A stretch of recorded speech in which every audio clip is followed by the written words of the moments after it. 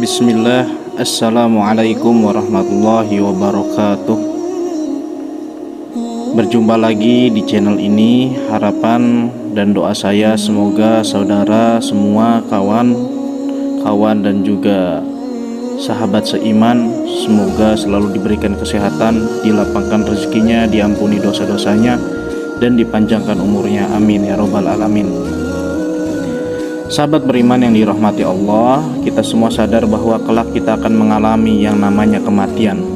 Dan kematian ini tentunya tidak bisa kita rencanakan. Sisa hidup yang kita jalani sekarang ini hanyalah menunggu waktu, menunggu giliran nyawa kita akan dicabut oleh malaikat maut. Dan dari sinilah kehidupan sesungguhnya baru dimulai. Di saat manusia wafat, maka akan terputus semua amalannya kecuali 3 perkara, yakni sebagaimana yang diriwayatkan oleh berbagai hadis sahih. Yang pertama adalah sedekah jariah, ilmu yang bermanfaat, dan anak yang soleh dan solehah yang senantiasa mendoakan orang tuanya.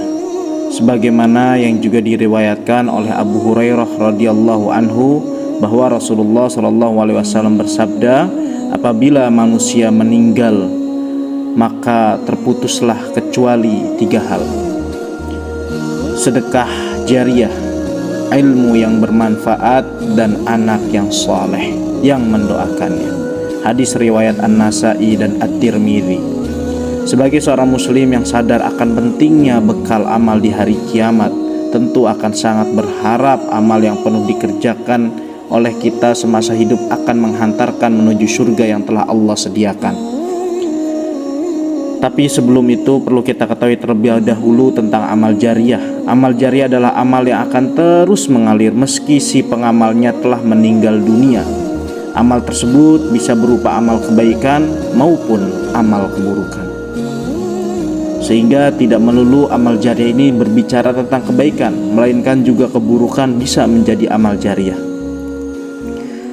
Semisal semasa hidup kita gemar melakukan sedekah jariah, maka pahala sedekah tersebut akan terus mengalir sekalipun kita telah meninggal dunia. Kita akan terus mendapatkan kucuran pahala selama harta atau tenaga yang kita sedekahkan masih bisa dimanfaatkan atau membawa manfaat bagi kaum muslimin. Begitu juga dengan amal keburukan yang pernah kita kerjakan. Semasa hidup di dunia, kita akan terus mendapatkan kucuran dosa meskipun kita telah meninggal dunia. Betapa menyedihkannya nasib seorang mukmin yang telah meninggal namun terjerumus ke dalam dosa jariah. Satu hal yang perlu kita ketahui semua, bahwa malaikat senantiasa mencatat dari apa yang ada di dalam episode kehidupan kita. Tak hanya aktivitas dan amalan yang kita kerjakan, namun juga dampak dan pengaruh dari aktivitas dan amalan kita. Dalam Quran surat Yasin ayat 12, Allah Subhanahu wa ta'ala sudah berfirman, sesungguhnya kami menghidupkan orang-orang mati dan kami menuliskan apa yang telah mereka kerjakan dan berkas-berkas yang mereka tinggalkan, dan segala sesuatu kami kumpulkan dalam kitab induk nyata, yaitu Lauhul Mahfudz. Dari ayat tersebut dapat kita simpulkan bahwa orang yang melakukan amal dan aktivitas yang baik, maka insya Allah telah mencatat amalnya dan memberikan ganjaran dari apa yang telah diamalkannya. Oleh karena itu, agama Islam mengajarkan umatnya untuk melakukan amal kebaikan, yang mana amal tersebut bisa memberikan pengaruh bagi masyarakat lebih luas. Insya Allah dengan begitu kita akan mendapatkan pahala dari amal yang kita kerjakan sekaligus dampak baiknya. Begitu juga sebaliknya.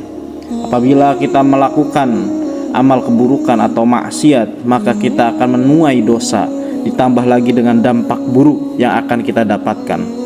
Rasulullah Shallallahu Alaihi Wasallam selalu mengingatkan kepada umatnya agar berhati-hati, jangan sampai kita terjebak dalam dosa jariah.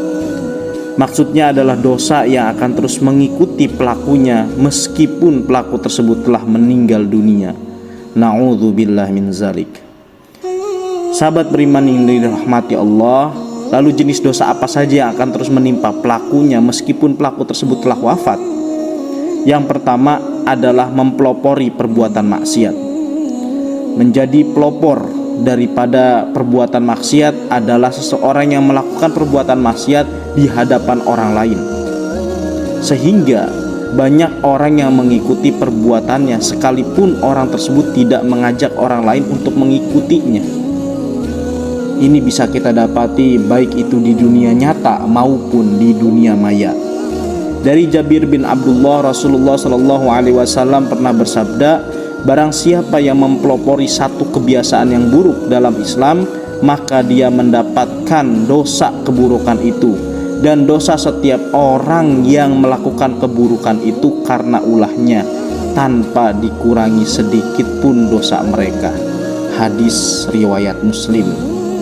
Dan hadis ini merupakan hadis yang sahih. Dari hadis tersebut dapat kita simpulkan bahwa meski orang yang menjadi pelopor kemaksiatan tersebut tidak mengajak lingkungan di sekitarnya untuk melakukan hal yang sama, akan tetapi dengan perbuatan yang dikerjakan tersebut telah memotivasi, mendorong orang-orang lain untuk melakukan seperti apa yang dikerjakan. Oleh karena itu, anak Adam yang pertama kali membunuh, maka dia akan dilimpahi tanggung jawab atas semua kasus pembunuhan karena kezaliman di alam ini. Rasulullah SAW pernah bersabda, tidak ada satu jiwa yang terbunuh secara zalim, melainkan anak Adam yang pertama kali membunuh akan mendapatkan dosa karena pertumpahan darah itu.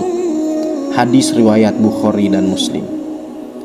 Jika kita mengkaji lebih dalam dari hadis tersebut, maka kita bisa ambil contoh mudahnya. Setiap ini mungkin kita melihat seorang wanita yang mengenakan celana pendek di hadapan publik ataupun tidak menutup aurat.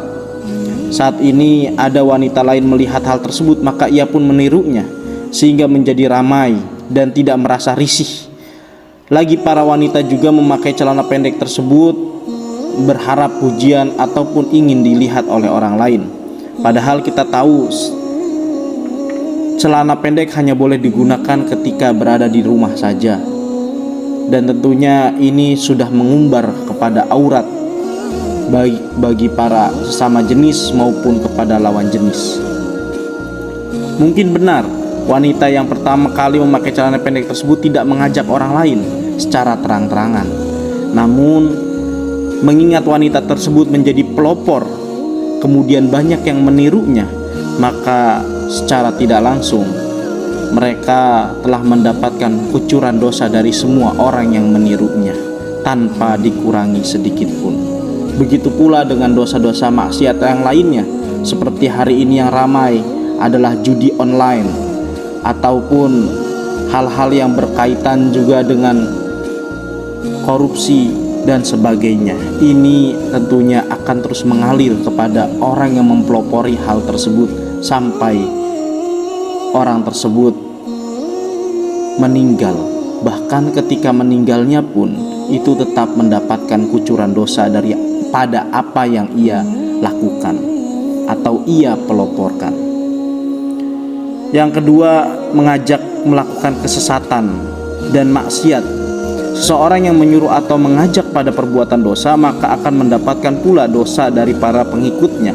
Hal ini telah dijelaskan oleh Allah Subhanahu wa Ta'ala yang tertuang dalam Quran Surah An-Nahl ayat 25. Mereka akan memikul dosa-dosanya dengan penuh pada hari kiamat, dan berikut dosa-dosa orang yang mereka sesatkan yang tidak mengetahui sedikit pun bahwa mereka disesatkan. Adapun orang-orang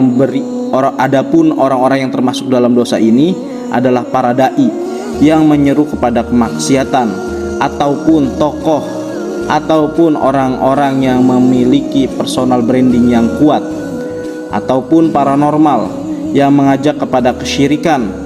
Orang-orang inilah yang akan terus mendapat aliran dosa sekalipun ia telah meninggal dunia. Termasuk juga di dalam hal ini adalah orang-orang yang menyuruh orang lain berbuat dosa meski ia sendiri tidak melakukannya. Akan tetapi orang tersebut mendapatkan dosa dari orang lain yang melakukan apa yang diperintahkannya.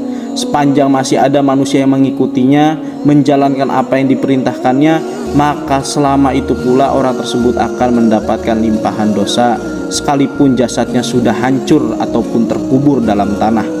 Lalu apa yang harus bisa kita lakukan jika ingin lepas dari dosa jariyah? Sahabat beriman yang dirahmati Allah, tidak ada cara lain segera bertaubat dengan sebenar-benarnya taubat kepada Allah. Jika dari perbuatan tersebut berupa materi, segeralah untuk membersihkan semuanya dengan cara beramal dan memberikan kepada orang-orang yang membutuhkan, bersedekah, berinfak, berzakat, karena itu adalah guna untuk membersihkan harta kita.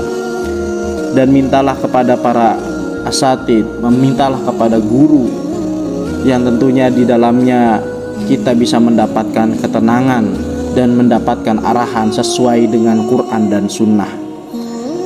Dan barang siapa yang di antara kita masih menampilkan foto-foto yang di dalamnya ada aurat terbuka, janganlah sampai kita menunda-nunda taubatnya kita, karena terkadang banyak orang yang statusnya masih aktif akan tetapi ia sendiri telah wafat, yang statusnya mungkin belum hilang dari peredaran manusia ataupun postingannya belum terlanjur dihapus, namun dirinya sudah keburu wafat dan dipanggil Allah Subhanahu wa Ta'ala tanpa sempat bertaubat. Semoga kita termasuk orang-orang yang diampuni oleh Allah, bertaubat tanpa kata tapi, tanpa kata nanti. Nastaghfirullahu li wa lakum. Wassalamualaikum warahmatullahi wabarakatuh. Jangan lupa untuk tekan tombol like, subscribe, dan juga share bagi teman-teman yang tentunya video ini sangat amat bermanfaat dan bisa mencerdaskan sekaligus bisa mengedukasi orang-orang terdekat kita agar tidak terjerumus ke dalam dosa jariyah. Wassalamualaikum.